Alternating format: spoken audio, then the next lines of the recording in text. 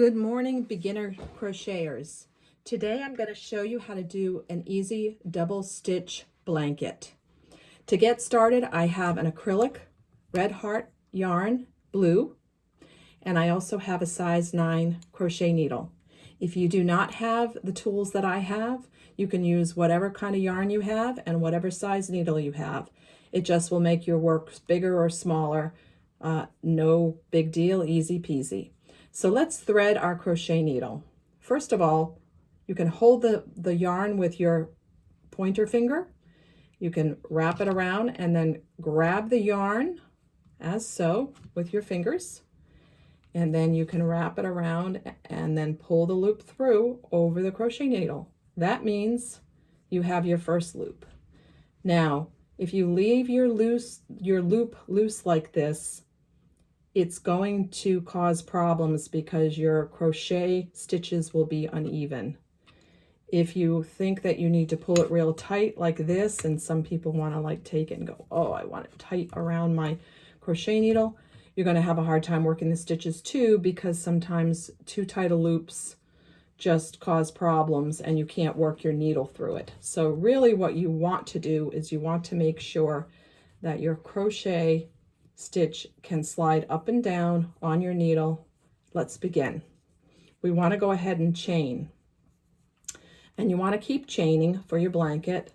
And you want to chain as many to the width of the blanket that you want to measure. You can measure it with a yardstick, measure it with a measuring tape, whatever the width of the blanket that you want to make. But for tutorial purposes today, I'm just using a small chain. This tends to be the width.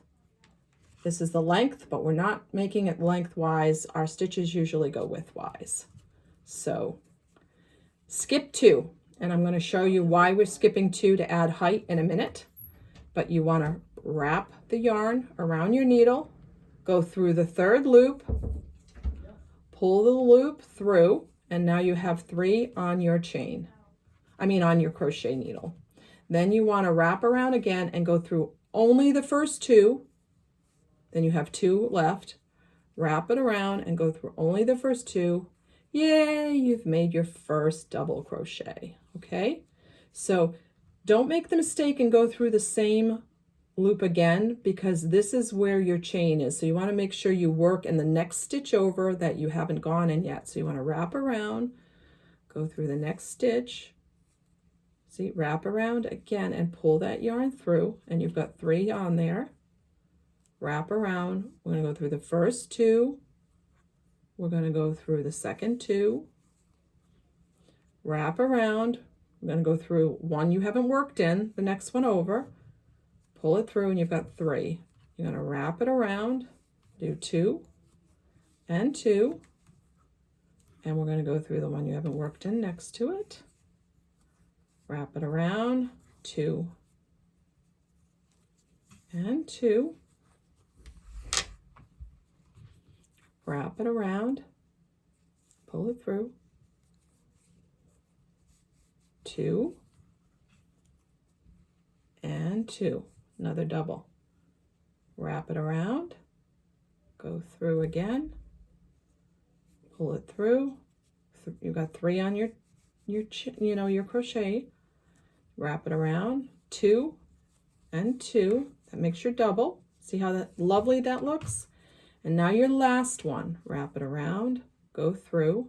Now if you're making a long crochet chain, you can pause this and you can finish off to the end of your chain, and then we'll go from there. So this is the tail. I usually leave the tail to the end of my project so that if I'm making a border or I'm making fringe, which I'll show you in another tutorial, that I can maybe tie off using the tail. So when you get to the end of the row, you want to add 2 single chains. And the reason we do that is because you need to add height to your project. Otherwise, you'll lose a loop every time you go through, and you want to make sure that your project ends up nice and straight. So it looks a little weird at first, but you want to wrap it around, and you want to go through the first and the second. It's called the back and front loop on your last stitch.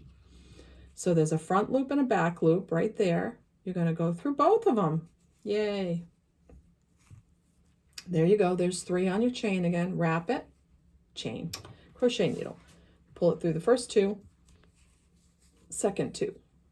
Wrap it around, go back through the front and back loop, pull it through, wrap it around, 1 and 2, wrap it around, go through the back and front loop, wrap it around, 1 and 2, go through the back and front loop, wrap it around, 1 and 2, wrap it around, go through the back and front loop, 1 and 2, wrap it around, go through the back and front loop, 1 and 2. So if you've paused this and you're at the end of your second round for your blanket, this is what it should look like.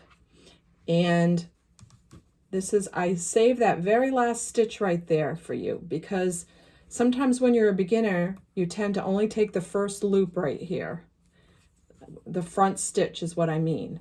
And I know that this looks kind of weird, so what you have to do is when you wrap it around, you have to make sure you grab those 2 stitches right there that are pulled over.